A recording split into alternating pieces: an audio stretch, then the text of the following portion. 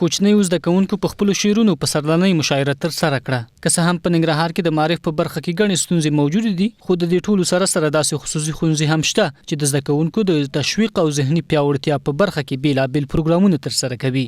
اسلامي نړیوال ښوونځي هم د یاد هدف لپاره یو مشاعره جوړه کړې و چې زده کوونکو پکې په کوچنۍ ژبه د سولې، امن او سوکالۍ پیغام د شعر په ژبه وړاندې کړ.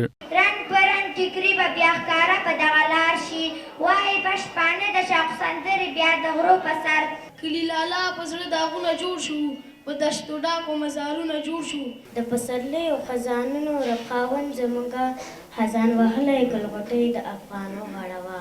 خاوره د غیرت د زلزلې لري طوفان لري.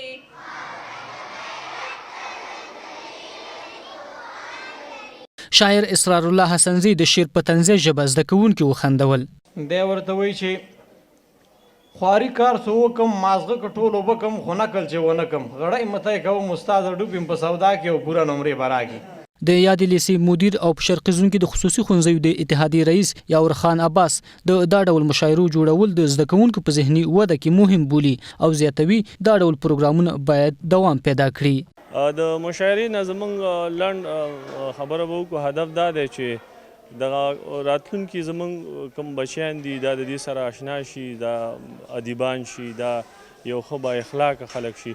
عموما شاعر طبقه ډېر اخلاقي خلک او اخلاصمند هم وي. نو موږ هم غواړو چې زموږ ډاکټر هم ادیب وي، هم ډاکټر وي، هم انجینر وي، هم ادیب وي. عباس همداراز د خصوصي ښوونځیو په برخه کې د ځینو ستونزو څخه یادونه کوي او زیاتوي چې حکومت باید د دغې ستونزې د حل په برخه کې ورسره همکاري وکړي. موږ باندې بې ځایه جوازونه اخلي، د اتاق تجارت جواز لازم په موږ باندې د ښاروالۍ جواز لري چې ښاروالي چې دی عموما د کورونو د صفایي هغه بیل اخیستل کېږي.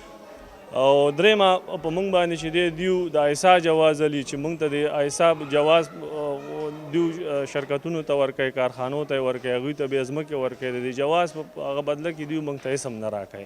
د ختیځ ادبي بهیر مشر شاعر او لیکوال ضیاءالدین همتمل هم د دا ډول پروګرامونو جوړول موثر بولي چې د زده کوونکو په راتلونکي ژوند به مثبت اغېز ولري. ډېرې ګټورې دي، دومره ګټورې دي چې همدا اوس نه دوی ته ملي فکر ورکول کېږي، دوی د ملي فکر سره رالویږي.